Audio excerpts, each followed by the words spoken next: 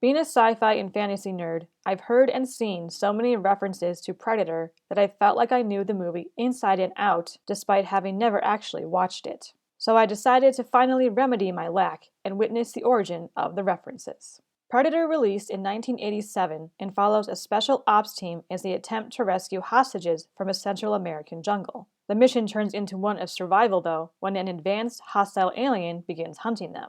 If the plot sounds a little ridiculous, that's because it is. But when you're on the edge of your seat and constantly scanning the vegetation for movement, the absurdity of the plot fails to register.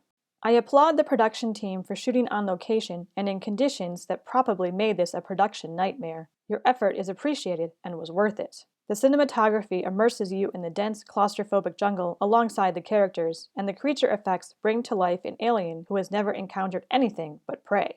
The early interactions between the characters show that they are a close-knit team and have worked together for a long time. Apart from Dutch and Dylan, none of them receive much depth, but they do all have one trait that differentiates them from the others, so the team isn't just a jumble of identical, faceless, throwaway fodder for the Predator.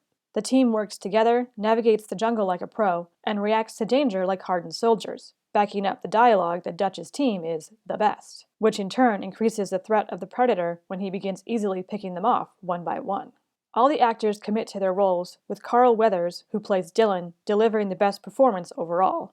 Arnold Schwarzenegger does a good Arnold Schwarzenegger, but his character, Dutch, had a surprising amount of nuance for a tough, heavily muscled military man in a monster movie. The nuances are overshadowed by the thriller action elements, but it was gratifying to see such attention given to characterization, and not only to Dutch, but to his entire team. The real star of the movie, though, is the Predator. The creature design is excellent. It looks like it could belong in a jungle, while simultaneously looking completely alien. The special effects are dated, but they hold up extremely well. The heat vision shots from the perspective of the Predator build tension and trigger the sense that this thing is something no one has ever encountered before, and is probably something you really don't want to mess with. An aura of menacing mystery surrounds the Predator because there is no explanation for his presence in the jungle beyond a shot of a spaceship launching some kind of pod. Modern movies have this odd obsession with explaining everything, and while filmmakers should provide foundations for their stories, too much explanation destroys the wonder and sterilizes the audience's imagination. Or maybe it's just me. There are a few F-bombs in the movie, and the team tells some vulgar jokes. The humorous one-liners don't always land because they are such a big tonal shift in an otherwise serious movie, but at the same time they do fit with the characters' personalities. The film is violent and gory, but it is an action thriller horror, so that's to be expected.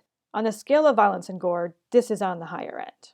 Predator is an immersive action thriller that has stood the test of time, and it deserves all its references. Those who are sensitive to violence and gore should approach with caution, but if you like 80s cinema and enjoy action, sci-fi, or horror, Predator should be added to your collection. I'm going to add it to mine.